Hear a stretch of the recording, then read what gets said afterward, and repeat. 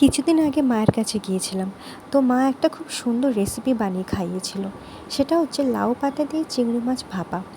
আমার কাছে তো নতুন। আমি জানি অনেকেই খাবারটা হয়তো খেয়ে থাকবে। তো খুব সুন্দরভাবে রান্না করেছিল মা। আমার তো ভীষণ ভালো লেগেছিল। তাই ভাবলাম আমাদের বাড়িতে তো লাউ পাতা হয়েই আছে, তো আমি ট্রাই করি। এই চিংড়ি মাছগুলো খেতে যতটা টেস্টি, ছাড়াতে কিন্তু তার থেকেও বেশি কষ্টকর। তো কথায় বলে না, কষ্ট করলে তবেই কেষ্ট মেলে। তো অনেক কষ্টে চিংড়ি মাছগুলো ছাড়িয়ে তাতে লাউ পাতাগুলো কুচি কুচি করে দিয়ে সমস্ত মশলা মাখিয়ে আমি রান্না করেছিলাম। পেঁয়াজটা অপশনাল, দিতে পারো নাও দিতে পারো, তবে আমি একটু দিয়ে দিয়েছিলাম জাস্ট ফর টেস্ট। তো যাই হোক, আমি সমস্ত মশলাগুলো মাখিয়ে তার মধ্যে একটু বেশি করে সর্ষের তেল দিয়ে আমি করেছি।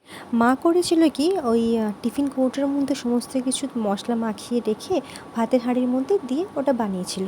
যেহেতু আমার ভাত হয়ে গিয়েছিল, তো আমি কি করলাম, ওটাকে এমনি একটা বাটির মধ্যে বসিয়ে গ্যাসের মধ্যে দিয়ে দিয়েছিলাম। তো দেখলাম খারাপ লাগেনি, ভালোই লাগছিল। মার মতন টেস্টি কিন্তু হয়নি, কিন্তু তবুও খুব ভালো লেগেছিল খেতে।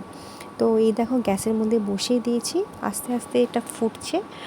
কোনো রকম জল দিইনি, তার কারণ লাউ পাতা তো এমনি রসালো পাতা, তো লাউ পাতাতে এই যে পুরোটা এখানে যে যতটুকু জল দেখতে পাচ্ছ, এটা পুরোটাই লাউ পাতারই জল। আমি এক্সট্রা কোনো রকম জল ওতে অ্যাড করিনি। কী সুন্দর তেল ছেড়ে গেছে। এটাকে আরও মাখা মাখা করা যায়, কিন্তু আমি একটু ঝোল ঝোল রেখেছি, তার কারণ ভাতের সাথে খাবো তো।